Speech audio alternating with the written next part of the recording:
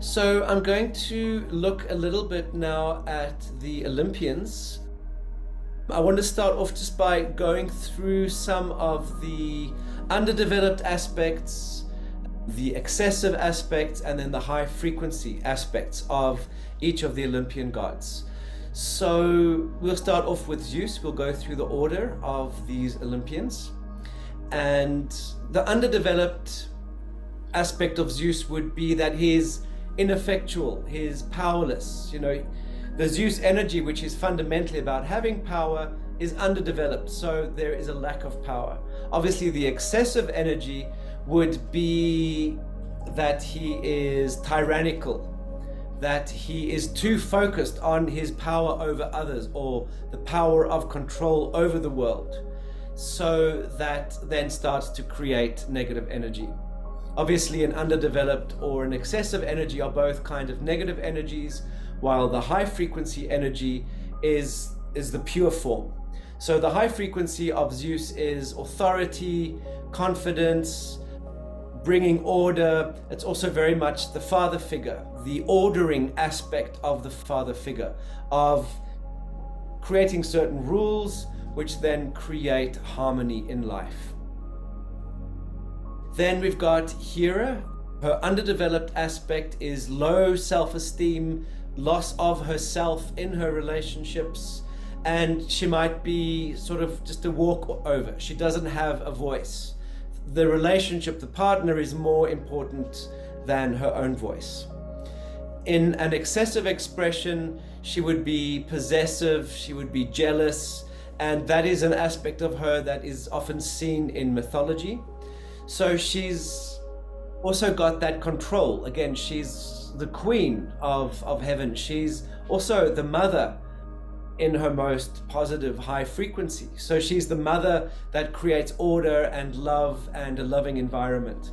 So obviously the underdevelopment of that would mean that she can't create it. She's not empowered.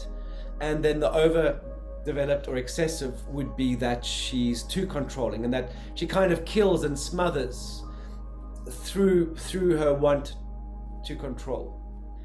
Her other pure sort of high frequency energies are of creating safe space and creating an environment of order and flourishing.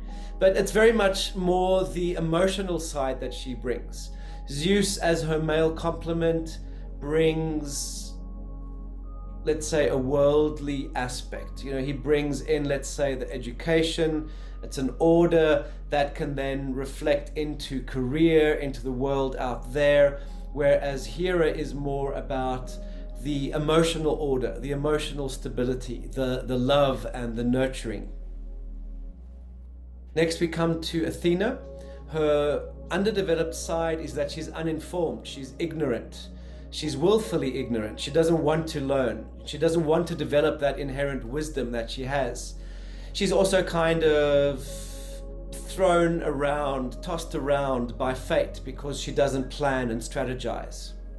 Her excessive expression would be that she's belligerent, controlling, and she's very much in her intellect only. She tries to only understand through her head. She won't bring in her intuition. Sometimes Hera, by contrast, could be too intuitive. It's too much about instinct. It's too much of that jealousy instinct that gets activated. With Athena, she tries to figure it out too much with the head. So she would be quite out of touch with her body as well. She'd be quite out of touch with other people. She'd have high expectations of other people and then get easily disappointed because she's kind of not reading others. She doesn't have an emotional connection with others. So she would be very cold in her extreme. Her high frequency expression is that she's strategic and wise. She fights the good fight. She fights for what she believes in.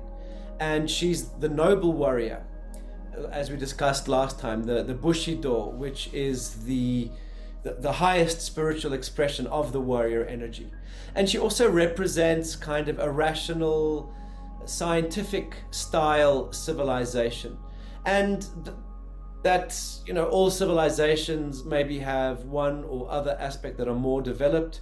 But in terms of, let's say, a civilizational expression, she really embodies our civilization at this time, which is supposedly trying to be rational and is, supposedly about being scientific. But it does kind of ignore that other intuitive side of things. Next, we've got Hermes, who is, in his underdeveloped sense, is kind of paralyzed and stagnant. He doesn't get out there. He doesn't get into the world. He maybe he gets lost in his own head and he gets lost in depression. He would also be deceitful and a traitor and, a thief, and really play out sort of the lowest side of Hermes. In his excessive expression, he would be flighty, ungrounded, unable to commit to something, scared of commitment in various forms, and therefore just kind of stays superficial because he's never developed a deeper expression of any of those areas. In his highest expression, he's the traveler between worlds, be those in the external world or be those in the spiritual world. He's a spiritual guide, he's a traveling guide, he's a messenger.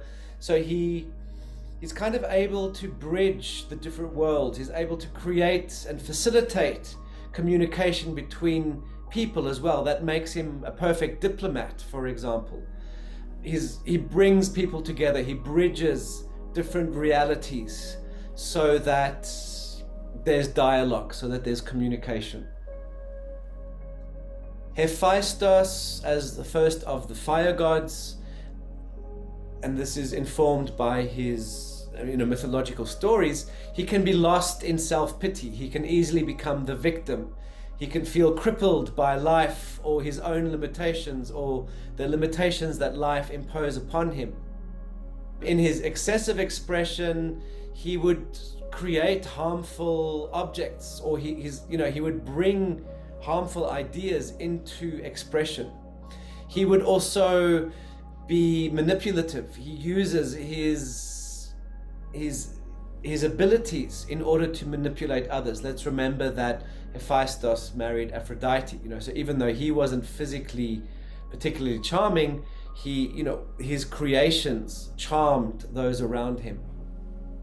His highest expression on an archetypal level is that he's the alchemist and the transmuter. So he's really about taking raw materials, using his intellect and his inspiration to fashion those raw materials into some sort of tool, and then that tool allows him to create even sort of further, better, higher things in his world. And that's not only on a material level, but that's also on an alchemical, spiritual level. But even his expression on a spiritual level is very much about bringing spiritual inspiration into the world through working with the hands, through a physical practice, through bringing ideas into physical reality in a very tangible and literal way. Then we've got Hestia. She's also in an undeveloped expression. She's unable to find her own voice. She would be someone that listens to everyone else's ideas and tries to apply them, but gets confused in the process because she doesn't have an inherent sense of what her own inner guidance says. In an overdeveloped expression, she is isolated, aloof, and opinionated. She withdraws from the world. She is so absolutely convinced that she's right that she doesn't need anyone or anything else to give her information or to inform her. And that means that she can then get very out of touch with reality. So she really lives in her ivory tower. She really, she contemplates her navel too much in an overdeveloped or excessive expression. But her pure form, her pure archetype is of strong inner guidance. So she really listens or contemplates her own inner flame. And from that, she gains the inspiration that she needs. She gains a true inspiration from spirit. She doesn't need to look around out there. She doesn't need orthodoxy, external orthodoxy, to show her the way and to be her guide. Maybe Athena could represent, let's say, a spiritual or a religious orthodoxy, even though, Athena doesn't have that strong spiritual connection in her excess. But if you look at kind of doctrines and orthodox religions, they're more about the book, they're more about the rules than they are about the actual spiritual connection. So Athena could represent people who follow a very orthodox approach to a religion, whereas Hestia is really going to be about what feels right for me, what does my experience show, what does my meditation and contemplation show me. So that's that strong inner guidance that she brings.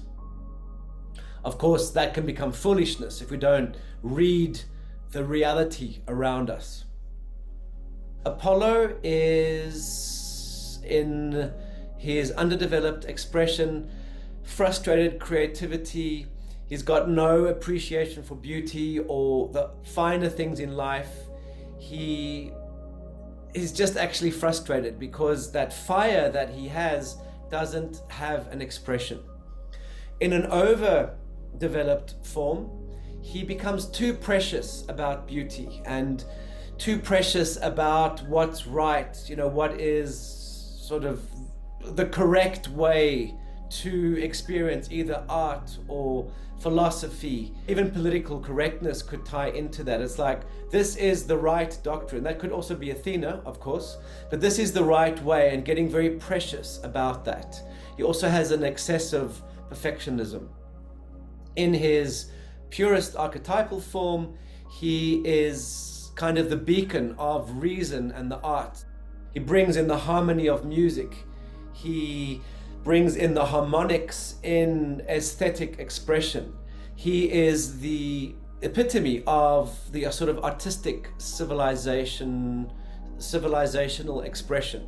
So as we discussed last time, Louis XIV of France kind of created France as a reference in the arts, which has really stayed very strong. And that's in the slight contrast to Athena.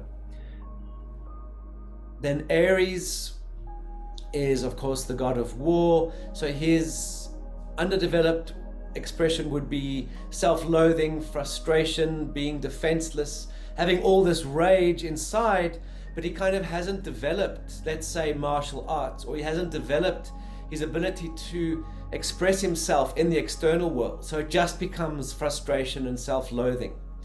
Excessively, he would be arrogant, he would be aggressive, he would be impulsive, he would just be very much, I am right, I know what I want, and I'm just going to go out there and conquer and fight for it, non-reflective in any way. That, of course, is a contrast to Athena, who could be aggressive and belligerent, but she would think about it, she would plan it, and that would maybe make her more manipulative. Whereas Ares would just be absolute brute force, listening to no reason whatsoever. And Ares' highest expression is that he's energetic, he's got lots of vitality, he gets things done, he's pioneering, he's very willing to take risks, he's not scared of the world out there, he's not scared of putting himself out there in the world. So it's about just saying, I'm here, I can, I will. Obviously in that higher expression, he does it in a way that is balanced with the environment around him. Next, with the water gods, we get to Poseidon, and Poseidon is in an undeveloped expression, superficial in his emotions, unrealized in his relationships. He might be scared to go there. He might sort of have this sense of, wow, there's this really deep stuff within me, but it's too deep. It's going to overwhelm me. It's going to destroy me if I give it space. So I'm rather just going to stay on the surface. The excessive expression would be that he's stormy and turbulent. He's not in control of his emotions. He goes into that deep emotional space, but it gets too overwhelming and it kind of wipes everything out.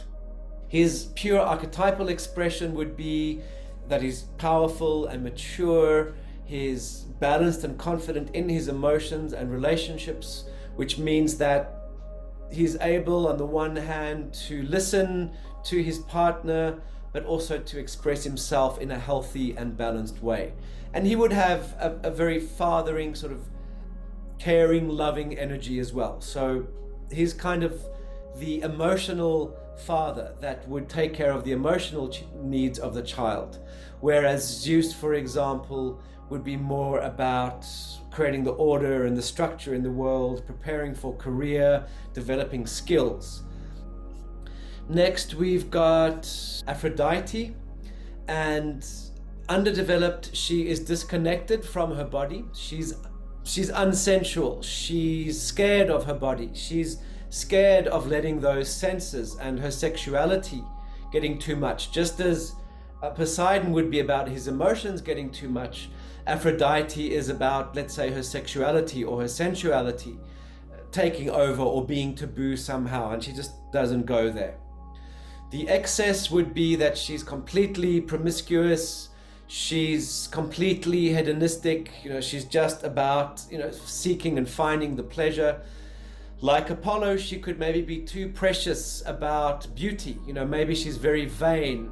Maybe she's very superficial and bitchy. She would be the archetypal popular girl that you see in sort of Hollywood movies. She's the sort of bitchy popular girl who is all about appearance and all about having the right labels and doing the right things according to what society dictates. And Ares would be kind of the archetypal jock if we talk about Hollywood movies. He would be, the sort of unintelligent, unthinking kind of jock type that just does, and that's very arrogant because maybe they're good at sport, but then later on when they enter the world, they find that there are other skills that are important that they failed to develop. Aphrodite's highest expression is that of creating sort of flourishing beauty, creating sensuality, being in touch with the body, using the senses as a means to entering higher states of consciousness. So that could be tantric in some way, or it could be really just listening to and respecting the body, letting the beauty of the world out there be an inspiration for spiritual growth and development. Next, we've got Artemis, and she would be very much repressed instincts. Remember, Artemis is about the moon. So she would avoid that as well. The same as Aphrodite and Poseidon. She wouldn't tap into that power that is there for her. She would be too scared of that. The excess would be that she's too instinctual and too easily triggered. And that we see in one of the stories of her with Actaeon. He accidentally sees her naked bathing, and she then turns him into a stag, and then she turns his own hunting dogs onto him and destroys him. So she's too easily triggered sometimes. She's too instinctual, and she could be an example of radicalism getting in the way of reason. So radicalism might be some sort of cause, be it religious, be it political, ideological, that people take on that are very emotional, speak very much to the emotionals, and become an absolute way of life that is destructive to self and others. In her purest expression, she is the natural and wild feminine. She is protector of animals and children, of those weaker than her.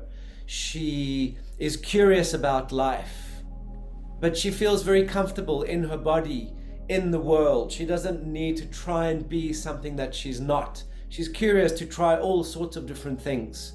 So that makes her kind of very comfortable in her life and in her body. A different type of experience of the body to Aphrodite. Aphrodite is about the pure delight in the senses and beauty. Artemis might be more of a pure delight in running or hiking, being in nature, being in the forest, roughing it, and kind of feeling a profound connection to the earth as a result. So in that way there we can see two very different types of feminine energy between Aphrodite and Artemis. Of course, Hera is a different one. She's more geared towards relationships in general. Eros-Phanes, underdeveloped, is unable to love, or his love would be very superficial, so he'd only pursue, let's say, one-night stands, or he wouldn't want to get into a deeper expression. On the other hand, overdeveloped, he might be too easily infatuated. He would be thrill-seeking. He would fall in love all the time, very intensely. And maybe his heart would be broken all the time because, he throws himself into these relationships, which could be friendships, that needn't be only love relationships. So very easily infatuated, but very possibly disappointed because he doesn't give the relationships time to develop. Then his purest archetypal expression would be love in its highest form, and it would also be a balanced eroticism, also let's say a tantric expression, or the ability to really unite, find union and connection with another person through love, through sexuality. So it's a very profound experience on probably a more sexual level than the others. And of course, let's not forget the word erotic comes from the word eros. So that's very much his field. So it's kind of the highest erotic expression. Hades, as the first of the gods of earth and the underworld, in his underdeveloped expression, he would have a fear of the unseen, a fear of his own power, a fear of evil, maybe, of the underworld, because he would project all his uncertainties onto, let's say, his own unconscious, or onto so-called evil out there. So, let's say, people who are, constantly scared of the devil would be people who haven't looked at, who haven't wanted to touch their Hades aspect. Hades in excess could be sort of being very underhanded, being very much an underground type. That could be like the mafia, for example. It could be not following the rules, avoiding the rules as much as possible, and being some sort of alternative order to Zeus's order. If we take the rule of law and order as Zeus, Hades might be the real opponent to that. And that, of course, brings us to that worldliness, life, contrasting with death and the underworld. It's that kind of dichotomy that we experience as human beings. Death doesn't need to be literal death. Death can be everything that is a negation of life or a negation of order. And of course, not following the laws or being underhanded. In his highest expression, of course, he is the god of the mysteries. That is, those deep mysteries, those other rules that exist in the underworld that are then revealed, which then transform our life in this world. So that, of course, is the cycle of rebirth and transformation. So that's something that goes beyond the material world. Even though he's divinity of earth, he is about kind of transcending earth in a way. And all of the earth gods here are about transcending earth, as opposed to Gaia, for example, and Rhea. Rhea and Gaia are very much about being of the earth. Demeter has an aspect of the abundance, but she also has the aspect, of course, of transcending through the rites of initiation. So Demeter, in her underdeveloped expression, would be kind of unhelpful and helpless. She would be in denial of her mothering aspect. So she would basically possibly be waiting to be saved. She would feel very disempowered, not have access to resources, feel disconnected from the earth. Excessively developed, she would be the smothering mother. She would be emotionally uncontained. she could also be too focused on the material world and material things. And then in her purest expression, she is that initiating mother. She is the spiritual guide that helps the initiate Persephone be reborn. So we could say that Hera, she's a relationship figure, but she's also a mothering figure in a way. But she's more the mother of the home, of the family. Demeter is more the spiritual mother. She's the patroness of the initiates. So she might be the mentor, not a genetic mother, but she's the mentor that helps other people become initiated on a spiritual level. Hera takes care of the worldly, emotional side, very much of this world. Demeter is about bringing the other world into this world. Then we have Persephone. She is very much the victim in her underdeveloped way. She is just at the mercy of the world out there, and she would also probably be inclined to go into the underworld expressions. You know, she might get into drug addiction or prostitution, being at the mercy of those underworld mafiosos. So she's got no sense of control, and that lack of control might come from her naivete. She's so naive, she's so protected maybe in her childhood that she has no sort of sense of, street smarts. She doesn't have a sense of how the world functions in its kind of ugly form. Overly developed, she could be too naive.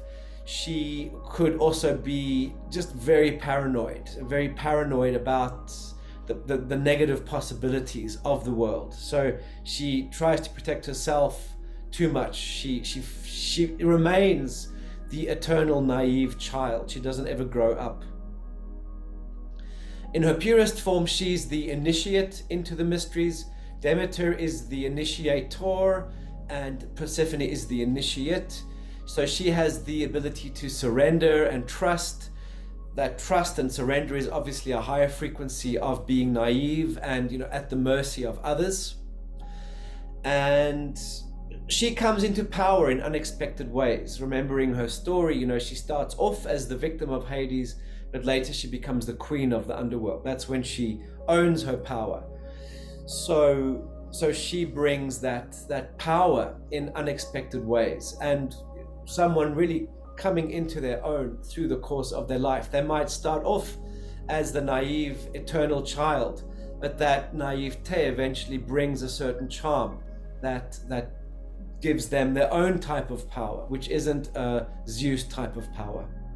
Then we have Dionysos, and underdeveloped, he would repress his ability to experience joy and pleasure. He would also have this very rich creativity, but he wouldn't give it expression. He would have strong imagination, but it would scare him. So he wouldn't give expression to that power. In excess, he might, or probably would, be an addict. He would be an unbridled, he would just be kind of completely out of control in his life. He would be the archetypal rock star. And that wouldn't necessarily lead to his destruction, but he would live the life of sex, drugs, and rock and roll. He would really take that to the extreme. And some of those rock stars actually managed to hold all of those drugs. It might waste their bodies, but they managed to keep going. So that would be Dionysus in his excess. And let's remember, even this comparison to a rock star is very apt, because Dionysus is about the dance and handing over to sort of an altered state of consciousness and really being carried by that and bringing creativity through as a result. But it could become negative. It could become kind of a low frequency energy as well, like some rock stars do sort of play out. In his highest form, he brings inspired trance. He brings an inspired madness that is a different type of intelligence to that of Athena and Apollo. You know, the art of Dionysos would be kind of raw, and it would really speak to you on a very deep, powerful level. Whereas Apollo's art would be, you know, perfect in its execution. It would, you know, be extreme beauty. But, you know, Dionysus's art and expression would be more like a gut experience. And I guess, you know, an artwork that would be considered genius in that way would be the Guernica of Picasso. It's kind of a raw expression of something. It doesn't have the same, let's say, pretty, harmonious artistic style that Apollo could have. One of the epithets of Dionysus is Epiphaneos, which means the bringer of epiphanies. So he brings those epiphanies, those insights, those inspirations in unexpected ways that help change our lives. And that's also obviously part of the process of initiation, bringing energy, information from another source into this physical world, and that then being able to transform our physical world and our physical lives. So what I'm going to do now is look at a few of these relationships between these gods, because I think they're very interesting, because they help us understand the gods as contrasts to one another.